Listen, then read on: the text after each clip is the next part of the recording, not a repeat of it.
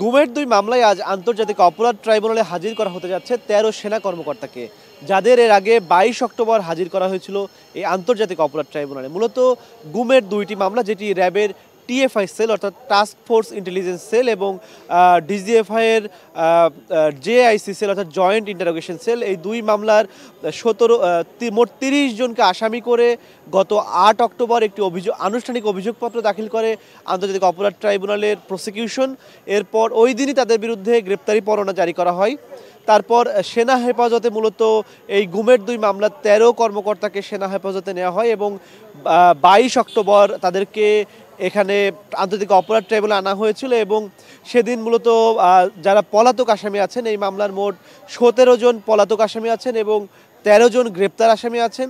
১৭ জন যারা পলাতক তাদের আত্মসমর্পণের জন্য মূলত দুইটি পত্রিকাতে বিজ্ঞপ্তি দেওয়া হয়। তারপর এই মামলার জন্য ২০ নভেম্বর তাদের হাজিরার ডেট ফিক্স করা হয়। তবে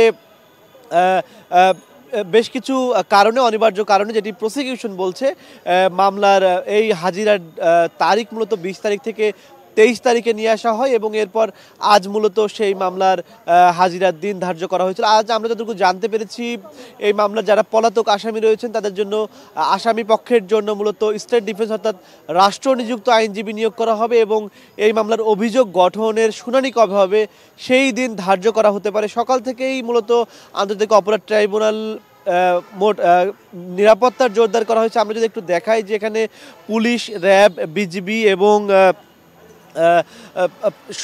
সদস্যরা তারা আছেন এবং অন্যান্য দিনের তুলনায় বেশ কড়া নিরাপত্তা জোরদার করা হয়েছে। তবে এর আগের দিন অর্থাৎ ২২ অক্টোবর নিরাপত্তা যেমনটি ছিল, আজ ঠিক তার চেয়ে একটু কম, অর্থাৎ ২২ অক্টোবর যেদিন প্রথম সেনা কর্মকর্তাদের ট্রাইব্যুনালে আনা হয়েছিল সেদিনের নিরাপত্তা এর চেয়ে অনেক বেশি ছিল এবং সেদিন ট্রাইব্যুনালে প্রবেশের পথে এবং এজলাসে যাওয়ার আগেও নিরাপত্তা এবং বারবার তল্লাশি করা হয়েছে, যেটি আজ কিছুটা শিথিল বলেই মনে হচ্ছে। আমরা যতটুকু জানতে পেরেছি, র্যাবের টাস্ক ফোর্স ইন্টেলিজেন্স সেল অর্থাৎ টিএফআই সেলের মোট আসামি ১৭ জন, যার মধ্যে সেনা কর্মকর্তায় আছে ১২ জন এবং এই মামলার ১০ জন গ্রেপ্তার আছেন, যাদের এই ১০ জনই সেনা কর্মকর্তা এবং পলাতক আছেন ৭ জন, যার মধ্যে সাবেক প্রধানমন্ত্রী শেখ হাসিনা, আসাদুজ্জামান খান কামাল এবং র্যাবের ৩ জন মহাপরিচালক আছেন, বেনজির আহমেদ, এম খুরশিদ হোসেন, মোহাম্মদ হারুনুর রশিদ এবং এছাড়াও র্যাবের সাবেক পরিচালক লেফটেন্যান্ট কর্নেল অবসরপ্রাপ্ত মোহাম্মদ খায়রুল ইসলামও আছেন এই মামলার আসামি।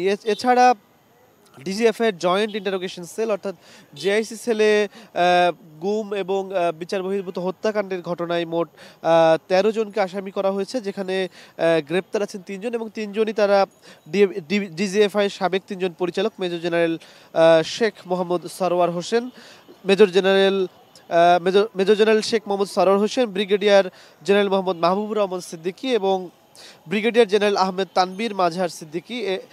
এছাড়া ডিজিএফের সাবেক ৫ জন পরিচালক আছেন যারা এই মামলার আসামি।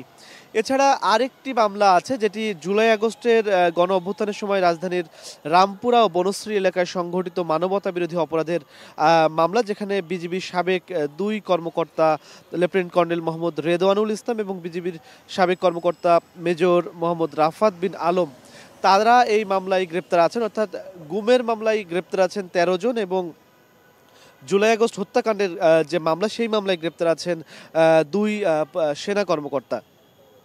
এছাড়া জুলাই আগস্ট গণ অভ্যুত্থানের রামপুরা বনশ্রী এলাকার হত্যাকাণ্ডের যে ঘটনা, সেই মামলায় আরও তার ২ জন সেনা কর্মকর্তার সাথে আছে সাবেক অতিরিক্ত উপকমিশনার এডিসি মোহাম্মদ রাশেদুল ইসলাম ও সাবেক ওসি মশিউর রহমান, তারা আসামি এবং তারা পলাতক রয়েছেন।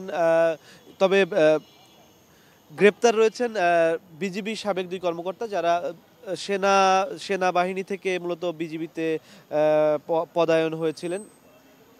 এই মামলায় মূলত নানা জল্পনা কল্পনা ছিল যে গুমের মামলা শেষ পর্যন্ত আন্তর্জাতিক অপরাধ ট্রাইব্যুনালে আসবে কিনা এবং এই মামলার ভবিষ্যৎ কি হতে পারে। দীর্ঘদিন ধরে তদন্ত চলেছে এই মামলার, যদিও গুমের মামলা তদন্ত কাজ বেশ জটিল এবং সময় সাপেক্ষ। প্রসিকিউশন বলছে যে এই সময়ের কারণেই মূলত কিছুটা কালক্ষেপণ হয়েছে এই মামলার, যাতে পুঙ্খানুপুঙ্খভাবে সব আসামির নাম তারা তুলে ধরতে পারে, যার কারণে মূলত এই মামলার কিছুটা কালক্ষেপণ হয়েছে এবং সবশেষ ৮ অক্টোবর এই মামলার সবশেষ ৮ অক্টোবর এই মামলার আনুষ্ঠানিক অভিযোগ দাখিল করা হয় আন্তর্জাতিক অপরাধ ট্রাইব্যুনালে এবং তারপর ওই দিনই ট্রাইব্যুনালের পক্ষ থেকে মূলত তাদের বিরুদ্ধে গ্রেপ্তারি পরোয়ানা জারি করা হয়, যেখানে ১৭ জন সেনা কর্মকর্তা, যেখানে মোট ২৫ জন সেনা কর্মকর্তা সহ মোট ৩০ জন আসামি, যেখানে দুই মামলাতেই রয়েছেন শেখ হাসিনা এবং তার প্রতিরক্ষা বিষয়ক উপদেষ্টা তারিক সিদ্দিকী। এছাড়া র্যাবের যে গুমের মামলা, সেখানে রয়েছেন সাবেক স্বরাষ্ট্রমন্ত্রী আসাদুজ্জামান খান কামাল, র্যাবের ৩ জন সাবেক মহাপরিচালক রয়েছেন এই মামলায়। আর মূলত র্যাবের যে গুমের ঘটনা, সেখানে মূলত র্যাবের অপারেশন এবং ইন্টেলিজেন্স শাখার এই দুই শাখার পরিচালকদেরকে মূলত এই মামলার আসামি করা হয়েছে। আজ সকাল ৯:৩০টার পরপরই মূলত আমরা যতটুকু জানতে পেরেছি, গুমের দুই মামলার ১৩ সেনা কর্মকর্তাকে ট্রাইব্যুনালে হাজির করা হতে পারে এবং এরপরই ১০টার পরে সম্ভবত ট্রাইব্যুনালের যে আনুষ্ঠানিক কার্যক্রম আছে সেটি শুরু হবে। সেটি শুরু হলে আমরা যতটুকু জানতে পেরেছি, সেখানে আজ পলাতক ১৭ জন আসামির জন্য রাষ্ট্রপক্ষ নিযুক্ত আইনজীবী নিয়োগ করা হবে, যাতে যারা পলাতক রয়েছেন তারাও ন্যায় বিচার থেকে বঞ্চিত না হন, অর্থাৎ সুষ্ঠু বিচারের স্বার্থেই মূলত যারা পলাতক আছেন তাদের জন্য রাষ্ট্রপক্ষের আইনজীবী নিয়োগ করা হবে। এবং এছাড়া যারা পলাতক আছে তাদের জন্য এর আগে পত্রিকায় বিজ্ঞপ্তি দেওয়া হয়েছিল তারা যেন আত্মসমর্পণ করেন, তবে আজ বোঝা যাবে কেউ নতুন করে আত্মসমর্পণ করেছেন কিনা। যদি না করেন তবে তাদের জন্য রাষ্ট্র নিযুক্ত যে আইনজীবী, যেটা বিধি মোতাবেক তারা নিয়োগ হয়ে থাকে, সেটি নিয়োগ হবে এবং এই মামলার আনুষ্ঠানিক অভিযোগ গঠনের জন্য যে শুনানির তারিখটি সেটি আজকে নির্ধারিত হবে। এরপর বাকি কি ঘটবে বা কি প্রক্রিয়া আছে সেটি আমরা ট্রাইব্যুনালের আনুষ্ঠানিকতা শুরু হলে আপনাদেরকে জানাতে পারবো। এই ছিল আন্তর্জাতিক অপরাধ ট্রাইব্যুনাল থেকে আমার কাছে সবশেষ